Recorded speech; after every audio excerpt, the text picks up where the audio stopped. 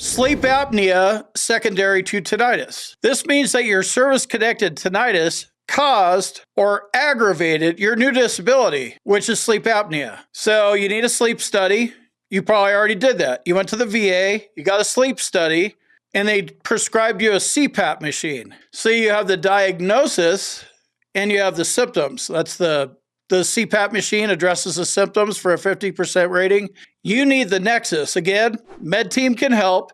They need to explain the relationship between sleep apnea and tinnitus. There is a relationship, and about 70% of veterans with tinnitus, this is one of those sleep issues. Insomnia is another one. So, and there's a lot more people that have sleep apnea than, because it's expensive test, right? You have to go do a sleep study. They go watch you and hook a bunch of stuff up to you. And, you're there for 8 hours. It's expensive. I've learned that a lot more people have sleep apnea than we know, as humans in this country or world. But we don't even know about it. And so whatever. It's a sleep disorder. Kind of like insomnia. Insomnia can be a symptom that also can fit into a mental health rating, but we're talking about sleep apnea diagnosis, CPAP machine, nexus, med team can help, 50% rating, secondary to tinnitus. There's 4 ratings for you for sleep apnea claims: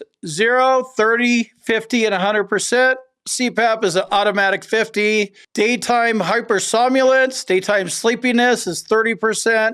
Doesn't really bother you, is 0%. If you get prescribed a CPAP machine, that means it's serious. The VA proposed to change this and tinnitus actually last year sometime, but the proposed changes haven't gone through. So I can't think of a better time to file this claim and tinnitus if you're not service connected before they make the changes. This is the government.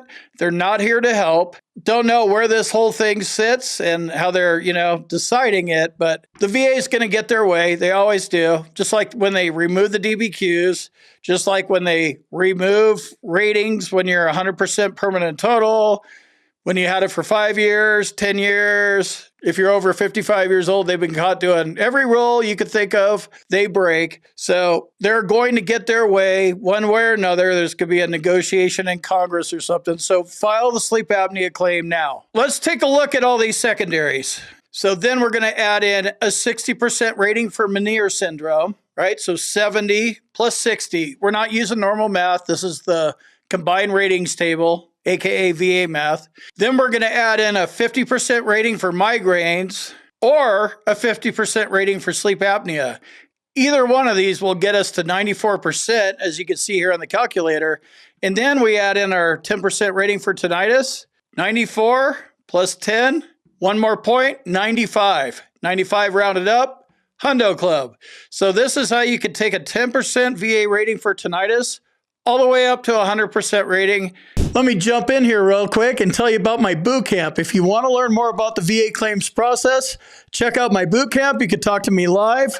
There's a link on the website and in the description, combatcraig.com. And also, if you need medical evidence like a nexus or documenting your symptoms properly, go to our website, combatcraig.com, and it says medteam/nexus letters. Click on that link, fill out the form. Boom, you're done.